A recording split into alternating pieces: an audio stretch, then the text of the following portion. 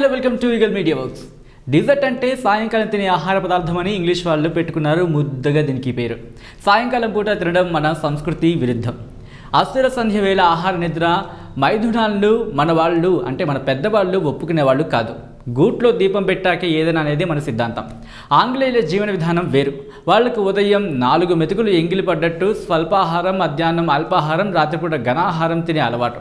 అందుకని గొడ్డు మాంసం లాంటి కఠిన పదార్థాలను వాళ్ళు తినగలుగుతారు. మనది వ్యావసాయిక సంస్కృతి.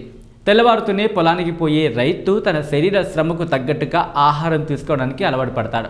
ఉదయాన్నే పెరుగన్నం లాంటి అల్పాహారం, మధ్యాహ్నం శాఖ మాంస మిశ్రితమైన ఘనాహారం, రాత్రికి మళ్ళీ అల్పాహారం. ఇలా భోజన సేవన మన అలవాటు.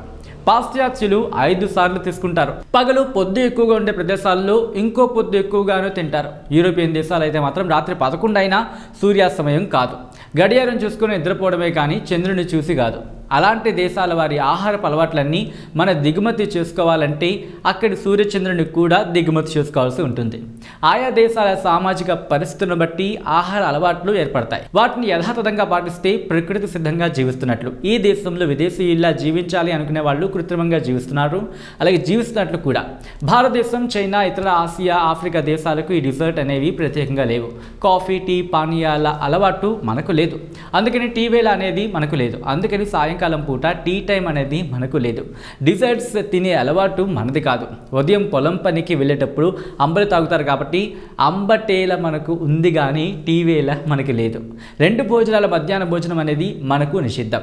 ఒక స్వీటు, ఒక హాటు, జీడిపప్పు, బాదం పప్పు, పిస్తా పప్పు, వేరుశనగ పప్పు, కొద్దిగా పండ్ల ముక్కలు, బిస్కెట్లు, కేకులు, కుకీలు, కస్టర్డ్స్, అలాగే ఐస్ క్రీమ్స్, ఏదైనా కూల్ డ్రింక్ లేదా కాఫీ లేదా టీ లాంటివి ఇంగ్లీష్ వాడికి డిజర్ట్స్. వాళ్ళను చూసి మనం కూడా బూందీ, బజ్జీ, పకోడీ, పునుగులు వగైరాలన్నీ డిజర్ట్స్ పేరుతో తినడం మొదలెట్టేశాం. ఈ డిజర్ట్లన్నింటిలో సర్వసాధారణంగా తీపి, ఉప్పు, కొవ్వు అధికంగా ఉంటాయి. ఇవి మన కడుపులోకి వెళ్ళాక శరీరాన్ని క్యాలరీలతోనూ, యాసిడ్స్తోనూ, కొవ్వుతోనూ నింపేస్తాయి. పాశ్చాత్యులు ఆహార విధానంలో 3 రకాలు ఉంటాయి. మొదటిది స్టార్టప్ ఫుడ్, అంటే ఆకలిని పెంపు చేసే పదార్థం. రెండవది బ్రెడ్ లాంటి అల్పాహారం. మూడవది మెయిన్ ఫుడ్, అంటే ఘనాహారం. 4వది మద్యం లాంటి పానీయాలతో పాటు తిని మంచింగ్ పదార్థాలు. 5వది తేలికపాటి పదార్థాలతో కూడిన డిజర్ట్స్. మొత్తం మీద తినటమే ధ్యేయంగా ఉన్నారనిపిస్తుంది ఈ భోజన విధానాలు చూస్తూ ఉంటే. మన భోజనం 3 అంచెలో ఉంటుంది. మొదటగా కూర లేదా పప్పు లాంటి మృదువైన పదార్థాలన్నీ, మధ్యలో పులుసు, అలాగే లాస్ట్లో పెరుగు లేదా చల్ల లాంటి ద్రవ పదార్థాలని, చివరికి స్వీట్స్ లాంటి తీపి పదార్థాలను తినడం వల్ల ఇది మన విధానం. యాక్చువల్గా అయితే షుగర్ వ్యాధి ఇంకా ఇతర వ్యాధుల్లో వాడే మందుల కారణంగా తక్కువ ఆహారాన్ని ఎక్కువ సార్లు తినాలని ఇంగ్లీష్ వైద్యులు సూచిస్తుంటారు. అలాంటప్పుడు ఈ డిజర్ట్స్ అవసరం పెరుగుతుంది. అవి హానికారకం కానివి ఉండాలంటే ఎలాంటి డిజర్ట్స్ తినాలనేది ఇక్కడ ప్రశ్న. అందుకు అమెరికన్ తరహా ఆహార పదార్థాల మీద కాకుండా మనమైన పదార్థాలకు ప్రాధాన్యత ఇవ్వడం మంచిది. హోటళ్ల టిఫిన్లు, రోడ్డు పక్కన మురుగు కాలువల మీద పెట్టిన బండ్ల మీద వండే టిఫిన్లు మనల్ని అనేక వ్యాధులకి గురిచేస్తూ ఉంటాయి. ఈ విషయాన్ని మనం పిల్లలకు గట్టిగా నొక్కి వక్కాడించాలన్నమాట. ఇక ఇంటి భోజనానికి పరిమితం అయితే అధిక క్యాలరీలు, కొవ్వుని కొంతమేర నిరోధించవచ్చు. సొంతంగా తయారు చేసుకున్నట్టయితే ఎంత తీపి కలిసింది, ఎంత ఉప్పు వేసింది, ఎంత కొవ్వు ఉంది మనకి అంచనా అవుతుంది. దాన్ని బట్టి ఆ వంటకాన్ని మనకు కావాల్సినంత రీతిలో మార్పులు చేర్పులు చేసుకోవడం, దాన్ని వండుకోవడం సులువవుతుంది. టెక్సాలోని అరిజోనా విశ్వవిద్యాలయం పక్షాన జరిగిన ఒక పరిశీలన ఫలితాన్ని జర్నల్ ఆఫ్ ఎక్స్పెరిమెంటల్ సైకాలజీలో ఇటీవల ప్రచురించారు. హానికారకమైన ఆహార పదార్థాల పట్ల వ్యామోహం ఎందుకు కలుగుతుందనే అంశం మీద ప్రధానంగా ఈ పరిశోధన జరిగింది.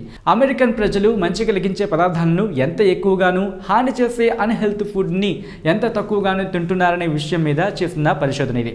ప్రతికూల ఆహార పదార్థాలను ఎంచుకునేలా చేసే విధంగా మనల్ని ప్రభావితం చేస్తున్న మీడియా ప్రకటనని మనలో వ్యామోహాన్ని కలిగిస్తున్నాయని ఈ నివేదిక చెబుతోంది. ఒక వంటకానికి రుచి కన్నా దాన్ని ఘుమఘుమ ఎక్కువ మందిని ఆకర్షిస్తుంది. ఘుమఘుమలే చివరికి ప్రాణాంతకమవుతాయని వీరు హెచ్చరిస్తున్నారు. తెలుగు నేలపైన ఇది మరీ మితిమీరి సాగుతోంది. ఎంత ఎక్కువ అల్లం వెల్లుల్లి దట్టిస్తే అంత ఎగబడి కొని తింటున్నారు మన జనం. ముఖ్యంగా బిర్యానీలు, మసాలా కర్రీలు ఇలా గుమగుమల్ని చూపించి మనల్ని వన్నెలాడిలా ఆకర్షిస్తున్నాయి.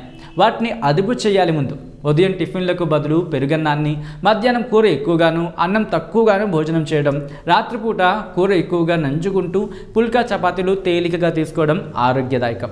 డిజర్ట్స్ మనకు రోజువారీ తినేవి కాదు, ఎప్పుడో సరదాగా తినే వాళ్ళ గురించి మనం ఎక్కువగా ఆలోచించవలసిన అవసరం లేదు. కానీ ప్రతిరోజు సాయంకాలం 4 గంటల క్యాంటీన్లో నూడిల్స్ తినేవారికి తీవ్రమైన హెచ్చరికలు చేయటం మాత్రం అవసరమని చెప్పుకోవాలి. ఇక్కడ చిన్న తప్పులే పెద్ద ప్రమాదాలను తెచ్చిపెడుతూ ఉంటాయి. ఈ వీడియో కనుక మీకు నచ్చినట్లయితే లైక్ చేయండి, కమెంట్ చేయండి, షేర్ చేయండి. మరిన్ని ఇంట్రెస్టింగ్ స్టోరీస్ కోసం keep watching and stay tuned to eagle media works.